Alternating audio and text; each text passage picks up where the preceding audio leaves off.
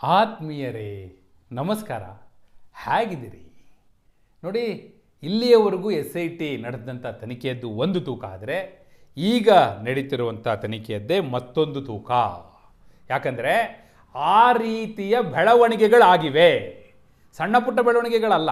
ಯಾಕಂದರೆ ಅಸ್ಥಿ ಪಂಜರಗಳು ಮತ್ತೆ ಸಿಕ್ಕಿವೆ ಅನ್ನುವಂಥ ಮಾಹಿತಿ ಇದೆಯಲ್ಲ ಬಂಗ್ಲೆಗುಡ್ಡದಲ್ಲಿ, ಅದು ಕೂಡ ವಿಠ್ಠಲ್ ಗೌಡ್ರನ್ನ ಕರೆದುಕೊಂಡು ಹೋದಾಗ, ಮಹಜರ್ ಮಾಡ್ಲಿಕ್ಕೆ ಕರೆದುಕೊಂಡು ಹೋದಾಗ ಅಲ್ಲಿ ಸ್ಕೆಲೆಟನ್ ಸಿಗುವಂಥದ್ದು, ಸ್ಕೆಲೆಟನ್ನ ಅವಶೇಷಗಳು ಸಿಗುವಂಥದ್ದು. ಅದರಲ್ಲೂ ಬೆಚ್ಚಿ ಬೀಳಿಸೋ ಮಾಹಿತಿ ನಿಮಗೆ ಹೇಳ್ತೀನಿ. ಅದರಲ್ಲಿ ಕೆಲವು ಅಸ್ಥಿ ಪಂಜರದ ಅವಶೇಷಗಳು ಅಪ್ರಾಪ್ತ ಮಕ್ಕಳಿಗೆ, ಅಂದರೆ ಆ ಮಕ್ಕಳ ದೇಹದ ಎಲುಬುಗಳು ಅನ್ನುವಂಥ ಮಾಹಿತಿಗಳು ಕೂಡ ಪ್ರಕಟವಾಗಿವೆ. ಇದು SITಯನ್ನು ಬೆಚ್ಚಿ ಬೀಳಿಸಿದ್ದು, SITಗೆ ಶಾಕ್ ಕೊಟ್ಟಿದ್ದು, ಆಘಾತ ಕೊಟ್ಟಿದ್ದು. ಹಾಗಾದರೆ ನಿಜಕ್ಕೂ ಏನಾಗ್ತಾ ಇದೆ, ಕೇಸ್ ಎಲ್ಲಿಗೆ ಬಂದು ನಿಂತಿದೆ, ಯಾವ ದಿಕ್ಕಲ್ಲಿ ಹೋಗ್ತಾ ಇದೆ? ಬಹಳ ಮುಖ್ಯವಾಗಿ ಈ ಇಡೀ ಪ್ರಕರಣವನ್ನು ನೀವು ನೋಡ್ತಾ ಬನ್ನಿ. ಆರಂಭ ಎಲ್ಲಿಂದ ಆಗಿತ್ತು? ಚಿನ್ನಯ್ಯ ಹೋಗಿ ಜಡ್ಜ್ ಮುಂದೆ ಕೊಟ್ಟಂಥ ಹೇಳಿಕೆಯಿಂದ ಆರಂಭವಾಗಿ ಆತ ತೋರಿಸಿದ ಜಾಗವನ್ನು ಅಗೆದು ಅಲ್ಲಿ 6ನೇ ಪಾಯಿಂಟಲ್ಲೊಂದು, 11A ಪಾಯಿಂಟಲ್ಲಿ ಎರಡು ಕಡೆ ಒಂದಷ್ಟು ಸ್ಕೆಲೆಟಿನ್ ಅಂದರೆ ಅಸ್ಥಿಪಂಜರದ ಅವಶೇಷಗಳು ಸಿಕ್ಕವು ಅನ್ನುವಂಥ ಮಾಹಿತಿ ಇತ್ತಲ್ಲ. ಅದರಲ್ಲೂ ಕೂಡ ನಿಮಗೆ ಹೇಳ್ತೀನಿ, ಭಾಳಷ್ಟು ಜನಕ್ಕೆ ಗೊತ್ತಿಲ್ಲದೆ ಇರ್ಬೋದು. 6ನೇ ಪಾಯಿಂಟಲ್ಲಿ ಅವಶೇಷ, ಅಸ್ಥಿಪಂಜರದ ಅವಶೇಷ ಸಿಕ್ಕಾಗ ಚಿನ್ನಯ್ಯ ಹೇಳ್ತಾನಂತೆ ಇದು ನಾನು ಹೂತಿದ್ದಲ್ಲ ಅಂತನಂತೆ.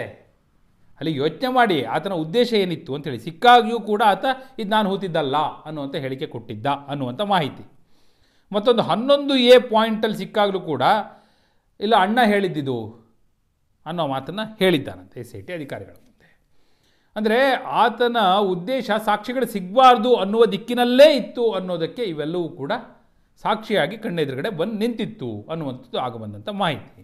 ಅದಾದ ನಂತರ ಈಗ ತಲೆಬುರುಡೆ ಬೆನ್ನತ್ತಿ ಹೋದಾಗ ಅವರು ಎಲ್ಲಿ ನಿಮಗೆ ತಲೆಬುರುಡೆ ಸಿಕ್ಕಿದ್ದು ಎಲ್ಲಿ ಅಂತ ಕೇಳಿದಾಗ ವಿಠ್ಠಲ್ ಗೌಡ್ರು ಹೋಗಿ ತೋರಿಸಿದ್ರಂತೆ. ನೇತ್ರಾವತಿ ಸ್ನಾನಘಟ್ಟದ ಸಮೀಪ ಇರುವಂಥ ಬಂಗ್ಲೆಗುಡ್ಡದ ಪ್ರದೇಶಕ್ಕೆ ಕರೆದುಕೊಂಡು ಹೋಗಿ ಅಲ್ಲಿ ಮಹಜರ್ ಮಾಡಲಿಕ್ಕೆ ಹೋದಾಗ ಅಲ್ಲಿ ಮತ್ತಷ್ಟು ಅಸ್ಥಿಪಂಜರದ ಅವಶೇಷಗಳು ಸಿಕ್ಕವು ಅನ್ನುವಂಥ ಮಾಹಿತಿ ಪ್ರಕಟ ಆಗಿದೆಯಲ್ಲ.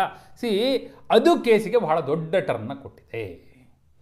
ಇನ್ಫ್ಯಾಕ್ಟ್ ಒಬ್ಬರು ಅಧಿಕಾರಿ ಹೇಳಿದ್ದಾರೆ, it seems like A battle field burial ಅಂತೇಳಿ. ಅಂದರೆ ಈ ಕದನ ಭೂಮಿಯಲ್ಲಿ ಸತ್ತಂಥವರ ಅಸ್ಥಿಪಂಜರದ ಅವಶೇಷಗಳು ಕಂಡು ಕಾಣಿಸ್ತು, ಆ ರೀತಿ ಇದ್ದು ಅಂತ ಹೇಳಿದ್ದಾರೆ ಅನ್ನುವಂಥ ಮಾಹಿತಿ. ಆ ದೃಷ್ಟಿಯಿಂದ ನೋಡೋದಾದರೆ ಈಗ ಕೇಸಿಗೆ ಬೇರೆ ಇದೆ ಟರ್ನ್ ಸಿಕ್ಕಿದೆ, ಡೆಫಿನೆಟ್ಲಿ ಸಿಕ್ಕಿದೆ. ಬಹುಶಃ ಈಗ ಟ್ರ್ಯಾಕಲ್ಲಿ ಹೋಗ್ತಾ ಇದೆ. ನಿಜವಾದ ಆರೋಪಿಗಳನ್ನ ಪತ್ತೆ ಹಚ್ಚುವ ನಿಟ್ಟಿನಲ್ಲಿ ತನಿಖಾಧಿಕಾರಿಗಳು ಈಗ ಯಾರೆಲ್ಲ ಅವರಿಗೆ ವಿಚಾರಣೆಗೆ ಹಾಜರಾಗಿದ್ದಾರೆ ಅವರಿಂದ ಪಡೆದಂಥ ಮಾಹಿತಿ, ಸ್ಥಳಕ್ಕೆ ಹೋಗಿ ಮಾಡಿದಂಥ ಮಹಜರ್ ನೋಡಿ, ಅಲ್ಲಿಗ ಭೂಮಿಯ ಮೇಲ್ಭಾಗದಲ್ಲಿ ಸಿಕ್ಕಂಥ ಅಸ್ಥಿಪಂಜರವನ್ನು ತಂದಿದ್ದಾರೆ ಅನ್ನುವಂಥ ಮಾಹಿತಿ ಎಲ್ಲ ಇದೆಯಲ್ಲ. ಹಾಗಾದರೆ ಅಗಿತಾರ ಅನ್ನುವಂಥ ಪ್ರಶ್ನೆ ಇದೆ.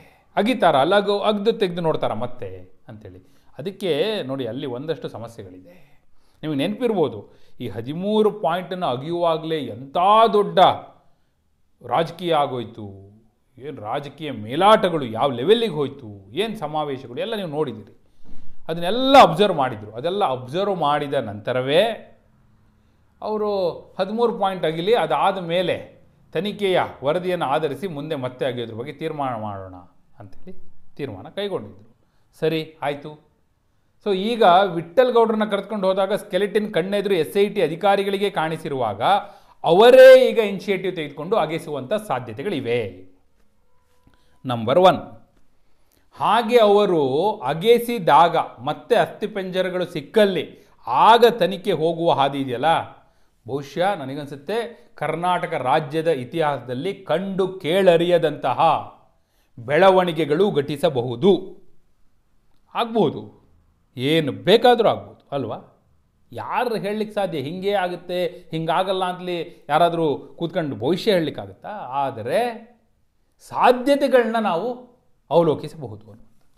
ಆ ದೃಷ್ಟಿಯಿಂದ ನೋಡೋದಾದರೆ ಈಗ ಪ್ರಕರಣ ಆ ಹಾದಿಯಲ್ಲಿ ಹೋಗ್ಲಿಕ್ಕೆ ಶುರು ಆಗಿದೆ.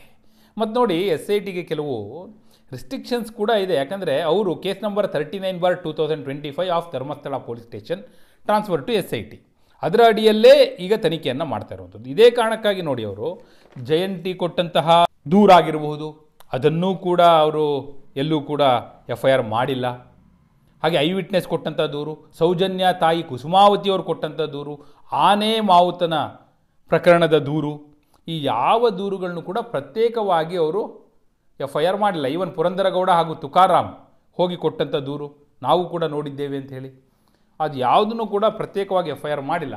ಬಹುಶಃ ನನಗನ್ಸುತ್ತೆ ಇದಕ್ಕೆ ಕನೆಕ್ಟೆಡ್ ಆಗಿಯೇ ಅವರು ಪೂರಕ ಸಾಕ್ಷ್ಯಗಳನ್ನ ಆಧರಿಸಿ ಮುಂದೆ ಅವರು ತೆಗೆದುಕೊಂಡು ಹೋಗ್ಬೋದು, ಅಂದರೆ ಆ ಪ್ರಕರಣವನ್ನು ತೆಗೆದುಕೊಳ್ಬೋದೇನೋ ಅಂತ ಕಾಣಿಸ್ತಾ ಇದೆ. ಬಟ್ ಇವೆಲ್ಲವೂ ಕೂಡ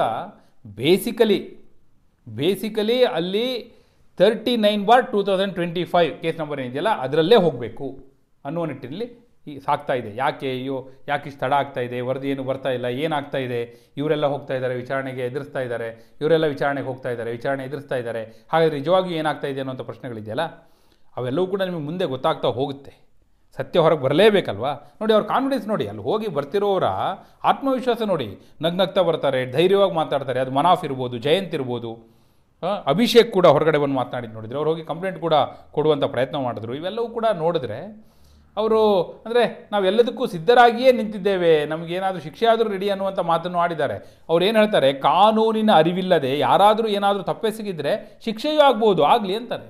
ಸತ್ಯದ ಹೋರಾಟದಲ್ಲಿ ಸುಳ್ಳುಗಳೇನಾದರೂ ಸೃಷ್ಟಿಯಾಗಿದ್ದರೆ ಶಿಕ್ಷೆ ಆಗುತ್ತೆ, ಆಗಲಿ ಅನ್ನೋ ಮಾತನ್ನು ಹೇಳಿದ್ದಾರೆ. ಅದೇ ಒಂದು ನೋಡಿ, ಅದು ಆ ಧೈರ್ಯ ಇದೆಯಲ್ಲ, ಅದು ಯಾವಾಗ ಬರುತ್ತೆ, ಏನಾದರೂ ಆಗಲಿ ನಮ್ಮ ಜೀವ ಹೋದರೂ ಸರಿ ಸತ್ಯ ಹೊರಗೆ ಬರಬೇಕು ಅನ್ನೋ ಮಟ್ಟಕ್ಕೆ ಹೋದಾಗಲೇ ಅದು ಸಾಧ್ಯ ಆಗೋದು. ಆ ದೃಷ್ಟಿಯಿಂದ ನೋಡೋದಾದರೆ ಈಗ ಪ್ರಕರಣ ಬಹಳ ಪ್ರಮುಖವಾದ ಘಟ್ಟಕ್ಕೆ ಬಂದಿದೆ ಅನ್ನೋದು ಮೇಲ್ನೋಟಕ್ಕೆ ಸ್ಪಷ್ಟವಾಗಿ ಗೋಚರಿಸ್ತಾ ಇದೆ. ಆದರೆ ಈಗ ಇರುವಂಥದ್ದು ಅಲ್ಲಿ ಹೋಗಿ ಮಹಜರ್ ಮಾಡಿದ್ದಾರೆ, ಮೇಲ್ಭಾಗದಲ್ಲೇ ಕೆಲವು ಅಸ್ಥಿಪಂಜರಗಳು ಸಿಕ್ಕಿದೆ ಅನ್ನುವಂಥ, ಅಸ್ಥಿಪಂಜರದ ಅವಶೇಷಗಳೆಲ್ಲ ಸಿಕ್ಕಿದೆ ಅನ್ನುವಂಥ ವರದಿಗಳು ಪ್ರಕಟ ಆಗಿವೆ.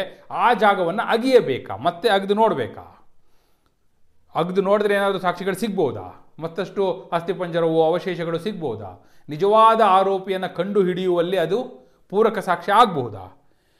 ನಿಮ್ಮ ಅಭಿಪ್ರಾಯವನ್ನು ಕಮೆಂಟ್ ಮೂಲಕ ತಿಳಿಸಿ. ಹಾಗೆ ನೀವಿನ್ನೂ ಪಬ್ಲಿಕ್ ಫಸ್ಟ್ ಚಾನಲ್ನ ಸಬ್ಸ್ಕ್ರೈಬ್ ಮಾಡಿಲ್ಲ ಅಂದರೆ ಈಗಲೇ ಸಬ್ಸ್ಕ್ರೈಬ್ ಮಾಡಿ. ಧನ್ಯವಾದ.